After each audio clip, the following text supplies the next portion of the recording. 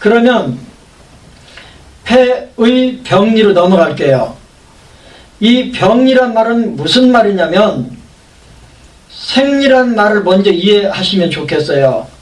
사람이 때가 되면 배가 고파요. 이건 정상적인 생리 현상이잖아요. 그러면 때가 되면 배가 고파지는 이 정상적인 생리에 맞는 처방은 밥을 주는 거예요. 그런데 때가 되면 배고픈 이 사람에게 화장실 가라면 처방이 틀린 거잖아요. 왜냐하면 이 사람은 지금 때가 돼서 배가 고파요. 이 사람의 정상 생리에 맞는 처방은 밥을 주는 거잖아요. 마찬가지로 병리는 뭐냐면 때가 되지도 않았는데 배가 고파요. 그러면 위열이거든요. 때가 지났는데도 배가 안 고파요. 이건 정상 생리를 벗어난 거잖아요. 위가 냉하면 소화가 더디게 되고 그러면 먹고 싶은 생각이 없어지죠. 그래서 이 정상 생리에서 벗어난 현상들을 병리라 그래요. 내장병과 연관된 병리는 크게 한, 열, 조, 습이에요. 그래서 중부압통이 뚜렷해서 폐의 병으로 짐작이 됐어요. 환자가 호소하는 증상들을 듣다 보니까 이게 기침도 하고 숨도 가빠요. 좀 가래도 있어요. 그러면 환자가 말하는 증상을 들으면서 아 이건 폐의 병인 것 같다. 그러면 확인하기 위해서 복진을 했더니 역시 중부가 뚜렷해요. 그러면 폐의 병이구나 확진. 그러면 폐의 병이라면 우리가 쓸 수 있는 혈은 목화, 토, 금수, 오행혈 5개인데 그 중에 폐의 대표혈인 경건은 효과가 없는 게 아니고 중요도에서 떨어지기 때문에 뒤로 밀려요. 폐의 대표혈인 경거혈은 폐의 선발 습관 기능을 가지고 다른 장부의 문제를 해결하는 목적으로 쓰여져요. 그럼 4개가 남았어요. 4개가 남았는데 소상 이 목혈 조합은 중요도가 제일 떨어져요. 왜냐하면 폐주 습관 기능이 주 기능인데 수액 대사 과정에서 의 역할이 중요한 기능인데 간은 간주 승발 소설이에요. 폐의 주 기는 내려가는 기예요. 간의 주 기는 올려주는 기예요. 이게 서로가 길이 달라요. 또 하나 폐의 습관 작용은 주로 수액 대사에 관여하는 작용이에요. 그런데 간의 승발 소설 작용은 혈액순환 계통의 간장혈이잖아요. 그래서 혈액순환과 관계된 쪽에 더 작용이 커요.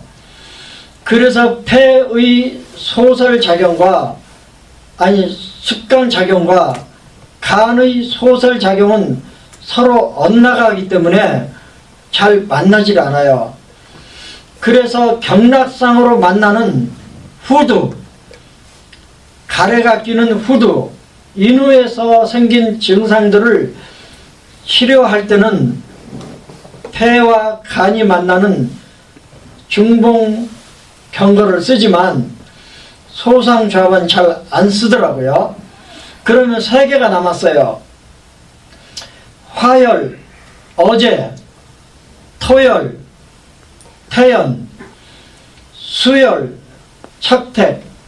이 어제, 태연, 척택의 주치가 뭔지를 알면 폐에서 생기는 병적 현상을 이해할 수 있어요. 먼저 어제의 주치는 폐의 한열 편차를 해결해요. 폐에 열이 있으면, 폐에 열이 적으면 어제 소부를 조합해서 쓰는 거예요. 그런데 어제 소부는 화열이잖아요. 화열은 심장의 심주혈맥이라고 하는 체온을 조절하기 위한 심주혈맥이라고 하는 기능을 끌어들여서 폐에서 생긴 한열 편차를 치료하게 했던 뜻이잖아요. 그러면 폐와 마음, 심자, 심장은 어떤 관계가 있는가? 폐 속에 있는 이 종기, 영기, 위기라고 하는 이 기를 폐가 주관하는 게 기잖아요. 폐 속에 저장되어 있는 이 기를 전신에 보내주기 위한 필수 조건이 압력이 있어야 돼요. 폐 안에 어느 정도 압력이 유지가 돼야 폐 밖으로 종기, 영기, 위기를 내보낼 수 있는 거예요. 그러면 폐 안의 압력을 일정한 수준으로 유지해 주는 게 뭐냐면 열이에요. 폐와 폐 사이에 있는 심장에서 우리 몸에서 가장 뜨거운 장부잖아요. 심장에서 열이 발생하고 그 열이 폐의 압력을 높여줘요.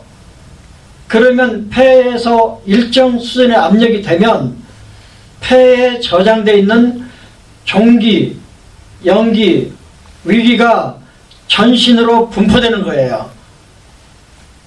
그래서 폐와 심장은 그런 관계예요. 그래서 폐라고 하는 내장에 한열 편차가 생기면 어제 소부 조합을 씁니다.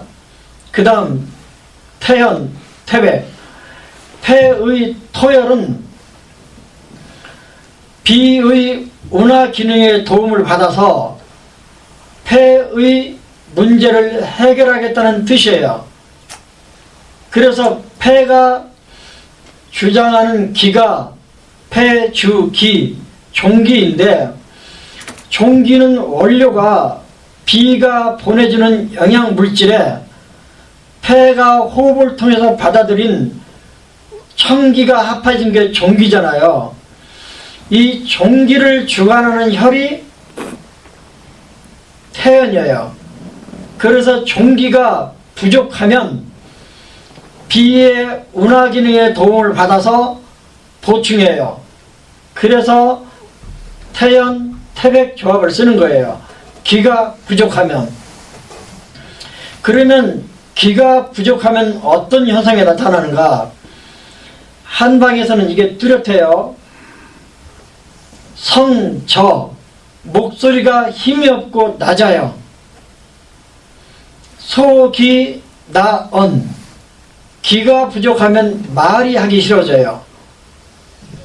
그 다음 기가 부족하면 오풍, 바람을 싫어해요. 그래서요, 최근에 나오는 사암침이나 총통침에서도 선풍기 바람이나 에어컨 바람을 싫어한다, 이런 표현이 아주 많이 나와요. 이건 뭐냐면 오풍이라고 하는 현상을 그렇게 풀어서 써놓은 거예요. 그러니까 바람을 싫어해요. 요즘 우리가 자연 바람이 아닌 바람이 뭐예요? 선풍기 바람이잖아요. 에어컨 바람이잖아요. 저는요, 선풍기 바람을 굉장히 싫어해요. 에어컨 바람을 굉장히 싫어해요. 왜 그래요? 저는 타고나기를 폐기가 약해요. 그러면 성, 저, 속이, 나은, 오, 풍, 그 다음에 또 하나가 자한이에요. 이게 땀이 시도 때도 없이 저절로 나요. 한마디로 식은땀이에요. 찬밥 먹으면서도 땀 흘리는 사람이 있어요. 조금만 움직여도 삐질삐질 땀 흘리는 사람이 있어요. 이거를 폐의 기가 약해서 나타나는 현상이라 해서 한마디로 폐기허라고 묶어놨어요. 성, 저, 속이 나은, 싫어한다는 나자예요. 오, 풍, 바람을 싫어해요. 자, 한, 식은땀이란 뜻이에요. 그래서요, 이런 표현들이 나오면 아, 이 사람은 폐기가 부족하구나. 그러면 태연태백으로 가는 거죠. 그런데 폐기가 부족하면 또 생기는 게 하나 있어요. 가래예요. 담음이 생겨요. 그러면 폐와 연관된 담음이 무엇을 의미하는가? 첫째, 가래. 목에 끼는 가래. 두 번째, 콧물. 코에 콧물. 이것도 폐의 담음으로 봐요. 세 번째, 눈곱. 눈곱을 폐의 담음으로 봐요. 이게 뭐냐면 폐에 열이나 한에 편차가 생기면 폐에 저장되어 있는 진액이 변화를 일으켜요. 그래서 열을 받으면 진득진득한 쪽으로 가고 한을 받으면 묽은 가래, 묽은 콧물, 물렁물렁한 눈곱으로 가는 거예요. 어쨌든 폐와 연관된 담음 증상은 가래, 콧물, 눈곱인데 외워버리세요. 이걸 처리하는 게 태연, 태백을 사는 거예요. 왜냐하면 비의 수습 운하 작용을 끌어다 쓰겠다는 뜻이에요.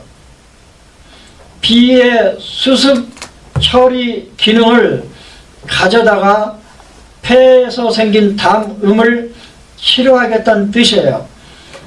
토열은 그렇게 쓰여집니다. 그 다음 수혈. 수혈은 뿌리가 콩팥이잖아요. 신주 수액이잖아요. 그래서 콩팥의 대표열이 음곡인데 이 음곡의 주 작용이 음액 편차를 조절하는 작용인데 콩팥과 연관돼서는 쓰여지지 않아요. 왜냐하면 콩팥의 대표 오행이기 때문에 그래요. 그러면 다른 장부의 음액 편차를 조절할 목적으로 신주 수액하는 콩팥의 음곡을 갖다 쓰는데 폐의 내장에 음액 편차가 생기면 척택 음곡을 가져다 쓰는 거예요. 여러 가지 이유로 한열 편차의 결과로 우리 몸 안에서 수기가 넘쳐나면 수기가 밀고 올라와요. 폐 쪽으로. 그래서 폐 안에 또는 폐 아래 수기가 몰려 올라오면 수기상역에 의해서 폐의 일반 증상인 기침, 해수, 숨 가쁜 거, 천식, 그 다음에 가래 이런 것들이 생겨요. 그러면 척택 음곡을 사는 거예요. 반대로 폐의 음이 부족하면, 특별히 콩팥에서 보내주는 음이 부족하면 폐음허라 그래요.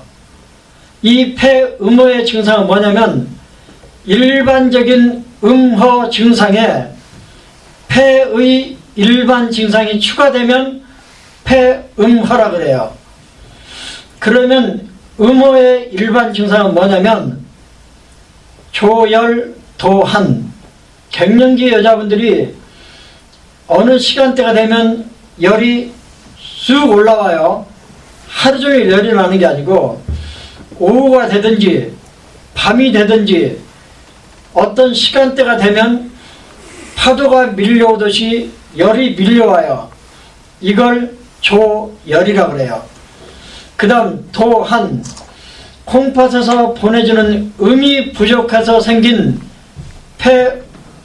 음허 증상은요, 밤에 잘 때 내가 깨어있는 순간 말고 내가 잠들어 있는 동안에 땀이 축축하게 나요. 심하면 옷을 몇 번씩 갈아입어야 할 정도로 땀이 축축하게 나요. 잠잘 때. 이걸 도둑놈처럼 나는 땀이라고 해서 도한이라고 그래요. 그 다음 구조인근, 폐에서 공급해주는 음액이 모자라면 입술이 마르고 목구멍이 말라요. 그 다음에 관홍, 전체적으로 실열이 있으면, 체온계상으로 올라가는 실열이 있으면 얼굴 전체가 붉어져요. 그런데 허열이 생기면, 뜨면 얼굴이 부분적으로 붉어져요. 특별히 광대뼈 근처가 붉은 걸 관홍이라고 그래요. 이런 식으로 조열, 도한, 구조, 인건, 관홍, 이런 맥세삭, 이런 등등이 있으면 음허라 그러는데, 음허로 인해서 폐의 일반 증상이 보태지면 이걸 폐음허라 그러는 거예요. 대낮게나 척택을 쓰는 게 아니고, 폐의 일반 증상이 뭐냐면 해천담음이에요. 기침, 천식 또는 가래가 있든지 없든지 그런 게 있으면 폐음허라 그래요. 그래서 폐의 병리 다 했어요. 이렇게 폐와 관련된 한열 편차, 조습 편차, 그 다음에 기허와 담음이 있을 때 한열 편차의 병리에는 어제 조합, 기허나 담음이 있을 때는 토혈 조합, 조습 편차의 병리가 있을 때는 수혈 조합을 갖다 쓰는 거예요. 그러면 폐의 생리, 폐의 진단점, 폐의 병리에 대해서 설명해 드렸어요.